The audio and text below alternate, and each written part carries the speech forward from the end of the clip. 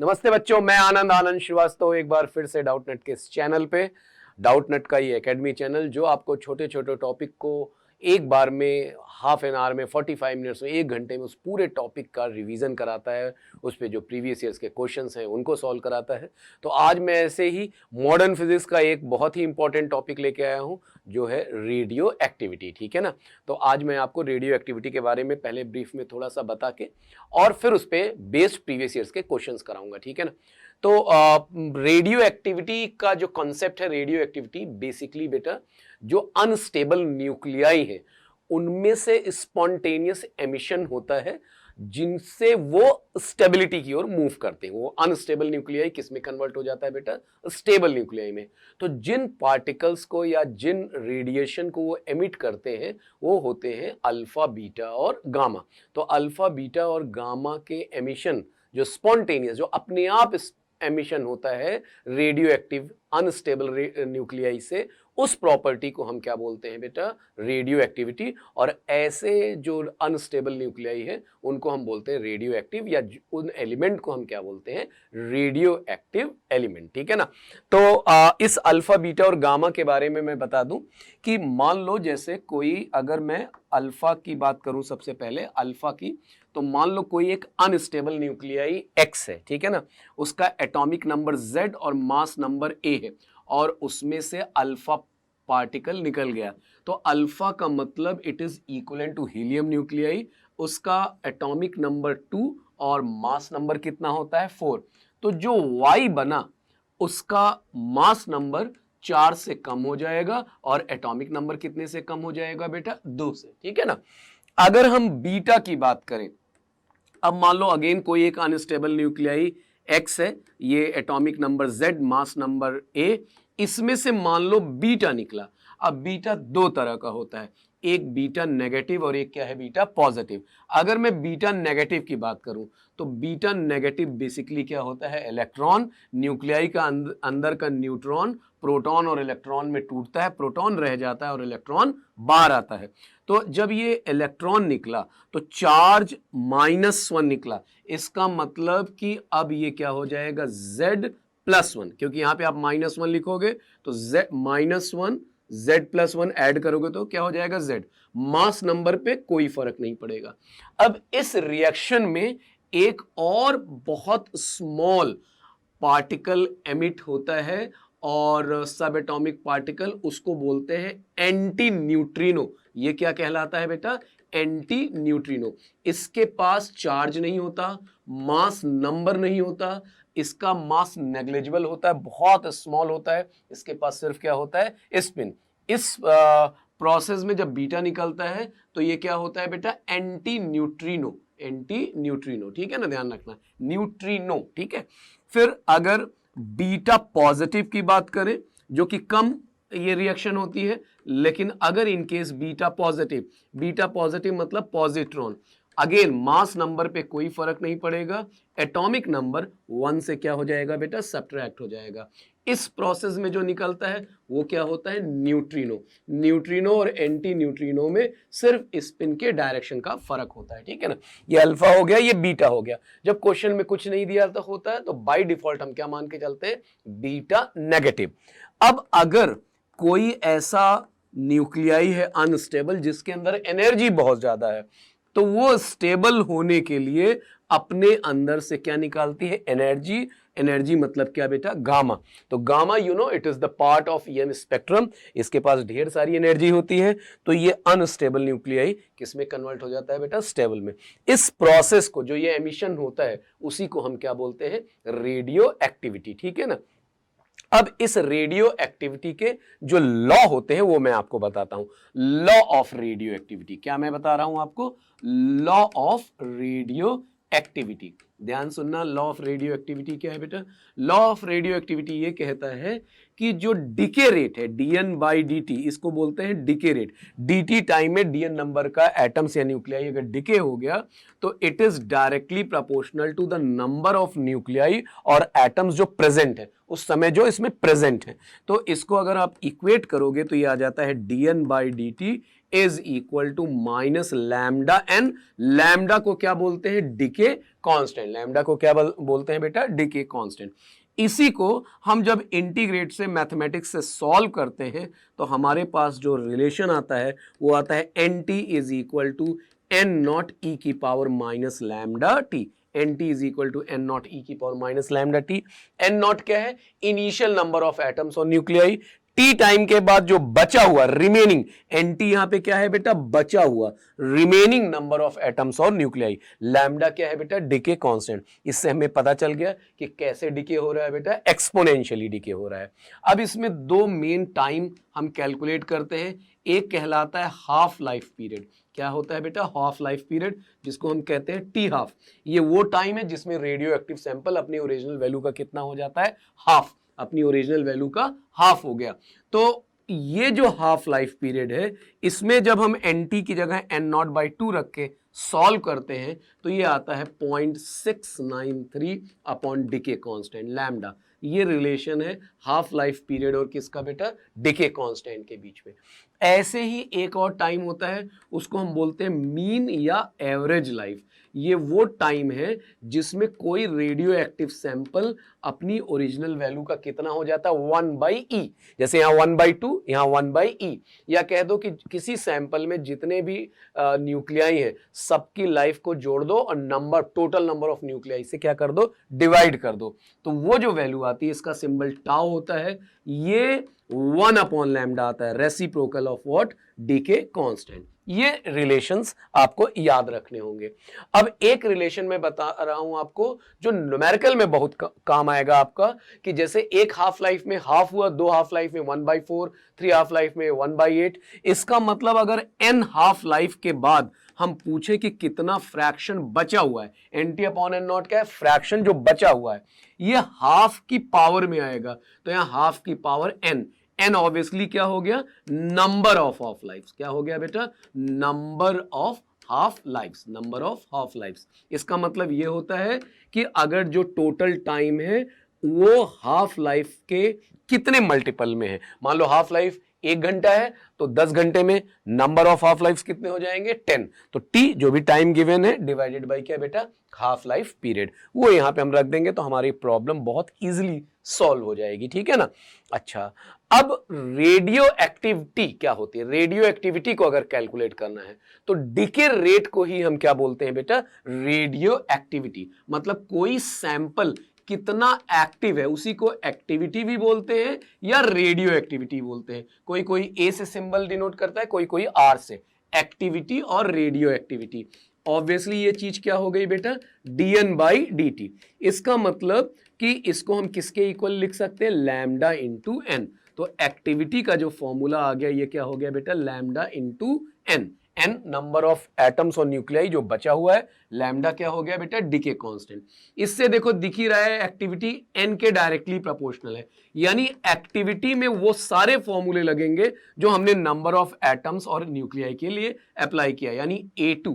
यानी radio activity भी कैसे डीके होती है? एक्सपोनेंशियली डीके होती है। ठीक है ना? ध्यान रखना। तो जो फॉर्मूले हमने जैसे N T upon N naught half की पावर एन किया है, ऐसे हम ये फॉर्मूला भी लिख सकते हैं AT upon N naught is equal to half की पावर एन, क्योंकि एक्टिविटी नंबर ऑफ एटम्स के डायरेक्टली प्रोपोर्शनल है।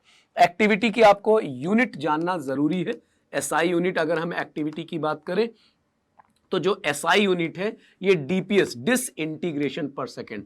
1 DPS, इसी को 1 बेकुरल बोलते हैं। हेनरी बेकुरल साइंटिस्ट है, उनके ऑनर में। रेडियो एक्टिविटी पे मैडम क्यूरी ने भी बहुत काम किया। तो 1 CI मतलब क्यूरी।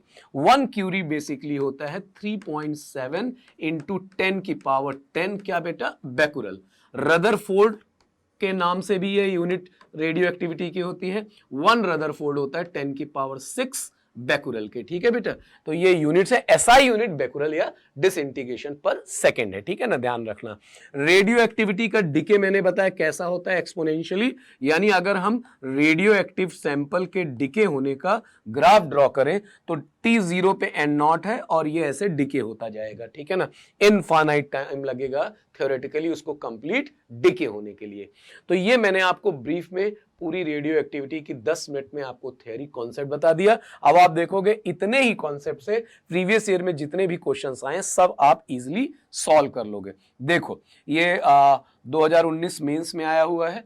इसमें क्या है बेटा कि शुरू में थोरियम दिया है 230 to 90 और कह रहा है 6 अल्फा और 4 बीटा निकल गए। आपको पता करना है कि जो एंड न्यूक्लियस होगा, फाइनल प्रोडक्ट बनेगा, वो उसका एटॉमिक नंबर और Z कितना होगा। तो जब भी बेटा अल्फा बीटा दोनों निकले तो सबसे पहले ना अल्फा से आप मास नंबर देखा करो कि क्या बनेगा, क्योंकि बीटा निकलने से मास नंबर पे फर्क नहीं पड़ेगा, यानी अल्फा ही डिसाइड करेगा मास नंबर।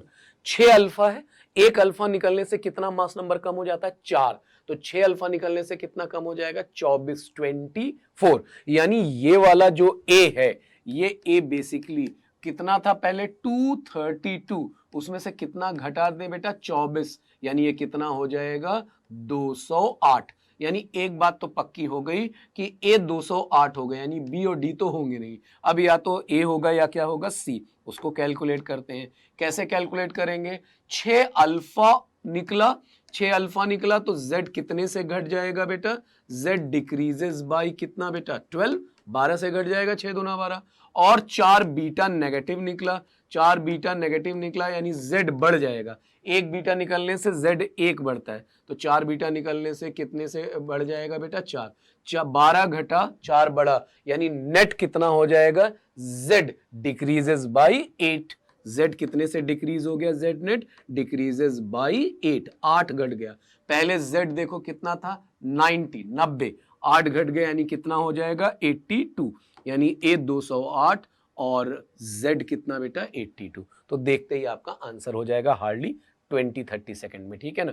अगले क्वेश्चन पे हम आते हैं। देखो एडवांस में आया हुआ सेम इसी अल्फा बीटा पे एक क्वेश्चन है। ये कह रहा है कि थोरियम अगेन है और ये यहाँ पे पहुंच गया, मतलब आप कह सकते हो कि ये जो थोरियम है 90 और ये कितना है बेटा 232, ये कन्वर्ट हो रहा है लेड में, और ये है 82 और ये कितना है 212। मैंने आपको क्या बताया, सबसे पहले हम किसको देखेंगे, मास नंबर। यहां मास नंबर कितना है 232, यहां मास नंबर कितना हो गया 212, यानी कितने से घटा बेटा डिक्रीजेस बाय 20। एक अल्फा निकलने पे कितना डिक्रीज होता है 4, कितना डिक्रीज हो रहा है 20, यानी नंबर ऑफ अल्फा देखते ही हमें पता चल गया 20/4, यानी कितना हो जाएगा 5, यानी अल्फा का नंबर तो कितना हो गया 5, यानी ए ये तो सही हो गया। अब हम बीटा भी चेक कर लेते हैं, मोर देन वन ऑप्शन में करेक्ट हो सकता है क्योंकि इज और आर दोनों लिखा हुआ है बेटा। अब बीटा की बात करेंगे, ठीक है ना। ये पता चल गया कि 5 अल्फा निकलेगा, तो 5 अल्फा निकलेगा तो 10 एटॉमिक नंबर कम हो गया, तो 90 में से 10 गया कितना आ गया 80, 80। लेकिन यहाँ पे कितना है 82, 2 बढ़ गया, एक बीटा आने से एक बढ़ता है तो 2 कब बढ़ेगा, जब 2 बीटा निकलेगा, यानी नंबर ऑफ बीटा कितना हो गया 2, तो अल्फा 5 बीटा 2। देखते ही बेटा सोचो, एडवांस में आया हुआ क्वेश्चन है, मेंस में भी आ सकता है, किसी भी एंट्रेंस एग्जाम में आ सकता है, ठीक है ना। फिर देखो अगला रेडियो एक्टिव मटेरियल है, फ्रैक्शन जो बचा हुआ है वो कितना है 9/16, तो कह रहा है कि T/2 टाइम के बाद कितना फ्रैक्शन बचा रहेगा। अगर T टाइम के बाद जो बचा हुआ है वो कितना है N/16, तो T/2 के बाद कितना हो जाएगा, तो देखो मैं बताता हूं कैसे बेटा। NT/N0, यही तो फॉर्मूला होता है। ये क्वेश्चन में कितना दिया है 9/16, और ये कितना होता है हाफ की पावर n, n और n की जगह मान लो मैंने या n ही अभी लिख देता हूं, ये कितना हो जाएगा n, ठीक है। अगली बार में जो हमें निकालना है NT डैश मान लो अपॉन n नेट, इसी फ्रैक्शन को तो निकालना है। अब ये कितना हो गया हाफ n, स्मॉल n क्या होता है T/T हाफ, T वाली चीज कितनी हो गई T/2, हाफ लाइफ तो वही रहेगा, यानी ये कितना हो गया बेटा N/2, तो हाफ की पावर n 9/16 है, तो हाफ की पावर n/2, मतलब इसका हम क्या ले लें बेटा स्क्वायर रूट, 1/2 का मतलब क्या होता है स्क्वायर रूट, यानी it is nothing but it is you can say 9/16 का स्क्वायर रूट, और 9/16 का स्क्वायर रूट कितना हो गया 3/4, C is the correct answer, ठीक है ना। ओके आगे बढ़ते हैं। अगले क्वेश्चन में देखो कि ये रेडियो एक्टिव दो डिफरेंट प्रोसेस से डिके हो रहा है, एक में 10 सेकेंड है हाफ लाइफ, एक में 100, आपको इफेक्टिव हाफ लाइफ बताना है। इसमें देखो एक कॉन्सेप्ट लगता है कि जब सक्सेसिव डिके होता है दो प्रोसेस से, तो जो उसका इफेक्टिव डिके कांस्टेंट होता है वो दोनों प्रोसेस के डिके कांस्टेंट के सम के इक्वल होता है। यह हम मैथमेटिक्स से प्रूफ करते हैं। मतलब जो लैम्डा इफेक्टिव होता है बेटा वो लैम्डा 1 प्लस लैम्डा 2। अब इसको अगर हम लिखे टाइम कांस्टेंट के फॉर्म में, sorry half life time period के टर्म्स में, तो 0.693 अपॉन टी इफेक्टिव, ये हाफ लाइफ की हम बात कर रहे हैं, ये भी हो जाएगा 0.693। बेसिकली 0.693 तीनों में क्या हो जाएगा कांस्टेंट, तो लिखने की जरूरत नहीं है, हम टाइम बचाएंगे। तीनों में 0.693 रहेगा बेटा, तो यहाँ हम कह सकते हैं 1 upon T effective is equal to पहले का हाफ लाइफ पीरियड, एक का है 10, दूसरे का कितना है 100। बस अब इसको सॉल्व कर लो। इसको जब आप सॉल्व करोगे तो ये आ जाएगा 100 इंटू 10 अपॉन 110, यानी ये आ जाएगा 100/11, यानी अप्रॉक्सीमेटली कितना बेटा 9 सेकेंड। 9 सेकेंड मतलब ए इज द करेक्ट आंसर। ठीक है, 2020 के मेंस में आया हुआ क्वेश्चन है, ये फंडा आपको याद रखना होगा। ठीक है, ये देखो ये भी मेंस में आया हुआ क्वेश्चन है। इसमें ये रेडियो एक्टिविटी है आर और टी, लॉग आर और टी के बीच में। तो पहले तो आर और टी के बीच में हम देखें क्या रिलेशन होता है। आर क्या है, रेडियो एक्टिविटी। रेडियो एक्टिविटी मैंने बताया किसके इक्वल है, आर नॉट ई की पावर माइनस लैम्डा टी। दोनों साइड का लॉग ले लो बेस ई पे, तो इधर हो जाएगा एल एन आर, ये हो जाएगा एल एन आर नॉट, क्योंकि ये कांस्टेंट। इसका जब लॉग लोगे तो लॉग ई बेस ई क्या हो जाएगा 1, जो पावर है ये बाहर आ जाएगी माइनस लैम्डा टी। अब देखो लॉग आर वाई एक्सिस पे है, इसकी जगह वाई रख दिया, टी एक्स एक्सिस पे है तो minus lambda X plus L N R naught. अब जरा देखो स्लोप, ये जो स्लोप है गिरता हुआ स्ट्रेट लाइन का स्लोप, ये क्या बता रहा है बेटा, लैम्डा। यानी इस ग्राफ का जो स्लोप होगा पॉजिटिव वैल्यू उसकी किसके इक्वल हो जाएगी, लैम्डा के इक्वल हो जाएगी, डीके कांस्टेंट के। हमसे किसका रेशियो पूछ रहा है, हाफ लाइफ। हाफ लाइफ, जो हाफ लाइफ है ये किसके प्रोपोर्शनल होता है, 1/लैम्डा के। तो हमें बस इसका रेशियो पूछ रहा है, तो T1 ABC कर देते हैं, TA is two TB, T क्या है half life, TC is equal to 1 upon lambda A, और A का स्लोप, स्लोप देखो ये 6 है ये 10 है, तो यानी ये 1 अपॉन 6/10 इज टू, B वाले की बात करें 6/5, ये कितना हो गया 6/5। तीसरा वाला C की बात करें तो ये कितना हो गया 2/5। ठीक है ना। अब ये देखो ये 3/5 हो जाएगा, 5 ऊपर जाके कैंसल हो जाएगा, ये आ जाएगा 1/3, यहां पे हो जाएगा 1/6, ये कितना हो गया 1/2। 6 से मल्टीप्लाई कर दो, 6 से मल्टीप्लाई करोगे 2:1:3, 2:1:3, सी इज द करेक्ट आंसर। तो सिंपल, हमें अगर ये कॉन्सेप्ट पता है हम उसका लॉग ले लेंगे, हमें स्लोप पता चल गया, और स्लोप से हमने क्या निकाल लिया बेटा, हाफ लाइफ का रेशियो। ठीक है ना, ये 2020 में ये भी देखो आया हुआ क्वेश्चन था। अगला देखो, ये एकदम आसान है, एडवांस 2016 में क्वेश्चन आया हुआ है। इसमें क्या है कि एक लैब है बेटा, और उस लैब में एक रेडियो एक्टिव हमने मटेरियल रखा जिसका हाफ लाइफ कितना है 18 दिन। ठीक है ना। और जैसे रेडियो एक्टिव वो जो उनका एमिशन होता है वो हेल्थ के लिए वो ठीक नहीं होता रेडिएशन। ठीक है ना। तो हम क्या करते हैं कि एक लेवल ऐसा आता है जहां से वो नुकसान देना शुरू कर देता है, हमें हार्म पहुंचाता है, तो हम क्या करते हैं उस मिनिमम सेफ लेवल से ऊपर सेफ लेवल पे रखते हैं। तो जैसे इसको कितने ऊपर रखा हुआ है 64 टाइम्स परमिसिबल लेवल। ठीक है ना। यानी वो जब 1/64 होगा उसी के बाद से वो हमें नुकसान पहुंचाना शुरू करेगा। यानी रेडियो एक्टिव मटेरियल को, सैंपल को कितना होना है बेटा 1/64। तो कोई सैंपल जो रेडियो एक्टिव है उसको 1/64 होना है, तो जो हम फॉर्मूला लगाएंगे ये लगाएंगे 1/64, 1/2 की पावर n। तो यहां दिख ही रहा है n की वैल्यू कितनी हो जाएगी 6 के। 2 की पावर 6 कितना होता है 64, यानी 6 हाफ लाइफ के बाद वो 1/64 हो जाएगा और उसी के बाद फिर वो सेफ नहीं रह जाएगा। एक हाफ लाइफ कितने साल की है, कितने दिन का है, 18 दिन, 18 डेज। कितने हाफ लाइफ है बेटा 6, यानी टोटल नंबर ऑफ डेज कितने हो जाएंगे 18 इंटू 6, 18 इंटू 6 मतलब कितना हो गया 108 डेज। तो देखो एडवांस का क्वेश्चन है, ओरल हो गया। क्वेश्चन इतना बड़ा लेकिन सोल्यूशन उसका बहुत आसान, मुश्किल से एक लाइन में उसका आंसर हो गया, ठीक है ना।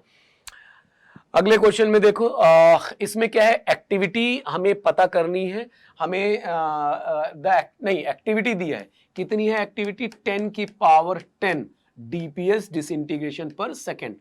इसको हम किसके इक्वल कर सकते हैं, इसको किसके इक्वल कर दिया, लैम्डा इंटू एन के। तो जो एन है बेसिकली वो हो जाएगा 10 की पावर 10 अपॉन लैम्डा, और 1 अपॉन लैम्डा को क्या बोलते हैं, मीन लाइफ। और मीन लाइफ क्वेश्चन में कितना दिया हुआ है बेटा 10 की पावर 9, तो ये हो जाएगा 10 की पावर 9 इंटू 10 की पावर 10, यानी कितना हो गया 10 की पावर 19, कितना हो गया 10 की पावर 19। इतने एटम्स हो गए। एक एटम का मास कितना है 10 की पावर -25 kg। तो अगर मैं पूछूं कि मास, तो ये क्या है नंबर ऑफ एटम, एक एटम कितना भारी है 10 की पावर -25 kg, और ऐसे ही कितने एटम्स हैं 10 की पावर 19, यानी ये कितना हो गया 10 की पावर -6 kg। हमें आंसर किस में देना है, मिलीग्राम में। 1 किलोग्राम में 10 की पावर +6 मिलीग्राम, मल्टीप्लाई कर दिया 1 मिलीग्राम, तो आंसर कितना हो गया बेटा 1। ये इंटीजर टाइप का आया हुआ क्वेश्चन था, आंसर कितना हो गया 1 मिलीग्राम, ठीक है। अगले इसमें देखो, इसमें क्या है बेटा कि ये 2 कॉलम्स हमें दिए हैं, 2 लिस्ट दिया है, हमें मैच कराना है अल्फा डिके, यानी हमें देखना है कि कहां मास नंबर 4 से कम हो रहा है और एटॉमिक नंबर 2 से कम हो रहा है। ये 238 है, पहले तो इसको चेंज कर लो बेटा, ये जो है ना ये है 238, वो मिस प्रिंट है 238। तो देखो 92 में से 2 चला गया 90, 238 में से 4 चला गया 234, यानी ये तो हो गया alpha decay. Beta positive decay, beta positive decay mass number same, atomic number 1 से कम हो गया, एटॉमिक नंबर 1 से कम हो गया, मास नंबर सेम, ये हो गया beta positive decay. Fission, fission क्या होता है बेटा, जिसमें एक हैवी न्यूक्लियाई स्मॉलर फ्रैगमेंट्स में ब्रेक होता है, स्प्लिट होता है, वो आपको पता है। ये देखो यहाँ 239, ये 140, ये 94, ये 57 छोटे में टूट गया। और ये नहीं भी पता है तो अगर प्रोटॉन एमिशन, प्रोटॉन निकलना मतलब मास नंबर 1 से कम और एटॉमिक नंबर 1 से कम। मास नंबर देखो 1 कम हो गया 184, एटॉमिक नंबर 83 से 82, so this is the answer, ठीक है। तो मैच हो गया देखो एडवांस के। तो आप देख रहे हो बेटा रेडियो एक्टिविटी पे बेस्ड एडवांस में जो क्वेश्चंस आए, कैसे आप इजीली खटाखट उन क्वेश्चंस को सॉल्व कर ले रहे हो। तो ये बहुत प्रॉफिटेबल यूनिट है रेडियो एक्टिविटी, अगर आपने अच्छे से कर लिया तो कहीं पे क्वेश्चन आए मेंस में, एडवांस में, नीट में, जिस भी आप एग्जाम की तैयारी कर रहे हो, ठीक है ना।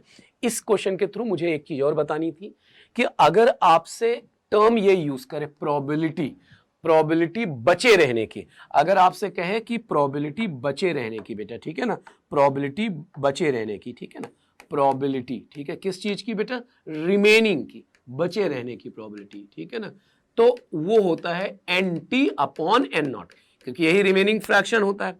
अगर आपसे कहे प्रोबेबिलिटी डिके होने की, ये अनडिकेड है, और अगर डिकेड की प्रॉपर्टी बोले तो वो कितना हो जाएगा 1 माइनस NT अपॉन N0। अब अपने क्वेश्चन में आ जाओ, हमसे कह रहा है कि अंडरगोज डिके, यानी डिके होने की प्रोबेबिलिटी पूछ रहा है, यानी 1 minus NT upon N0। NT upon N0 कैसे निकालेंगे, क्या फॉर्मूला मैंने आपको बताया, एकदम आसान, हाफ की पावर क्या बेटा n, स्मॉल n, और नंबर ऑफ हाफ लाइफ कितना दिया है 2, नंबर ऑफ हाफ लाइफ कितना है 2, 1 माइनस 1/4, यानी कितना आ गया बेटा answer 3/4। C is the correct answer. जो हाफ लाइफ 4 डेज दिया है उसका कोई रोल नहीं है, वो सिर्फ आपको कंफ्यूज करने के लिए, आपका कॉन्फिडेंस चेक करने के लिए, ठीक है ना। लास्ट क्वेश्चन, ये मेंस 2014 में आया हुआ है, बढ़िया क्वेश्चन है। ये क्वेश्चन मैंने इसलिए सिलेक्ट किया कि इससे हम रेडियो एक्टिविटी का एक एप्लीकेशन भी आपको बता रहे हैं। बहुत सारे रेडियो एक्टिविटी के फायदे हैं, मेडिकल में, कैंसर के ट्रीटमेंट में होता है, ठीक है ना। Old fossils, old trees, old rocks की एज जानने के लिए हम उसका यूज करते हैं रेडियो एक्टिविटी। देखो कैसे क्या होता है बेटा, जब फ्रेश आपका कोई ये ट्रीज या रॉक रहता है तो उसमें कार्बन 12 और कार्बन 14 दोनों रहते हैं। कार्बन 14 क्या होता है? रेडियो एक्टिव एलिमेंट, वो डिके होता रहता है, कार्बन 12 अपनी जगह पे बना रहता है। उसी के बेस पे हम उस एज को कैलकुलेट कर लेते हैं। देखो कैसे कह रहा है कि एक हमने रिसेंटली कट ट्री जिसमें 20 डिके पर मिनट है, ठीक है ना। A wooden piece of same size placed in a museum, और जो बहुत साल पहले वैसे ही पेड़ से हमने काटा था तो उसका जो डिके है वो 2 डिके पर मिनट है, ठीक है ना। पहले कितना जो फ्रेश है वो कितना है 20, और जो बहुत साल पहले कटा हुआ था वो कितना है 2। यानी जब फ्रेश रहता है तो उसका डिके रेट एक्टिविटी 20 होती है, और कुछ टाइम के बाद, कुछ साल के बाद वही निकालना है, अब उसकी एक्टिविटी कितनी हो गई 2। तो 20 से 2 होने में कितना टाइम लगा, यही क्वेश्चन है बेटा, 20 से 2 होने में। तो जब भी हमें निकालना होता है हम एकदम फ्रेश, जब वो लाइव रहता है, क्योंकि लाइव रहेगा तो डिके होगा नहीं, तो हमें उस जिस भी मटेरियल की एज या जिस भी रॉक, फॉसिल या ट्री की एज निकालनी होती है, उसके हम लाइव में हम देखते हैं कि किस रेट से डिके हो रहा है, और उसके बाद जो प्रेजेंट एग्जिस्टिंग मटेरियल होता है, वुड होता है, हम उसका डिके रेट कैलकुलेट कर लेते हैं और फॉर्मूला लगा देते हैं। कौन सा फॉर्मूला? वही जो अभी बताया, एनटी अपॉन, इसमें एनटी की जगह बल्कि एक्टिविटी लिख दो क्योंकि यहाँ पे एक्टिविटी है, a t upon a not, a t upon a not is equal to half की power n. A t upon a not यानी आप कह सकते हो कि ये हो जाएगा 2 अपॉन 20, यही तो था बेटा पहले, इज हाफ की पावर n। बस ये 1/10 हो जाएगा। दोनों साइड का क्या ले लो बेटा? लॉग, तो n आ जाएगा, ये आ जाएगा log 10 upon log 2। log 10 base 10 पे कितना हो जाएगा 1, log 2 बेस 10 कितना होता है 0.3010। ये n की वैल्यू आ गई। हमसे टाइम पूछ रहा है, स्मॉल n क्या होता है याद करो, t अपॉन क्या बेटा? t हाफ, यही तो होता है। स्मॉल n क्या होता है? t upon t half. बस टाइम पूछा है, टाइम मतलब एज उसकी, उस वुडन पीस की। हाफ लाइफ पीरियड कितना दिया है?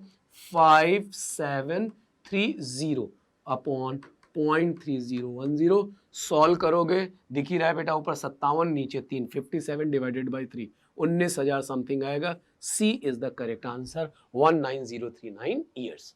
तो ये रेडियो एक्टिविटी को मैंने मुश्किल से 30 मिनट्स में आपको एक वन शॉट रिवीजन दे दिया, सारा कॉन्सेप्ट बता के, और उस पे बेस्ड हर टॉपिक पे एक एक मैंने, या हर तरह के जो क्वेश्चंस आते हैं रेडियो एक्टिविटी के, वो मैंने आपको करा दिया, ठीक है ना। ऐसे ही फिर से मैं मिलूंगा बेटा एक छोटे से टॉपिक का वन शॉट रिवीजन लेके। तब तक आप खूब पढ़ाई करते रहो और खुश रहो। ओके बेटा, बाय बाय।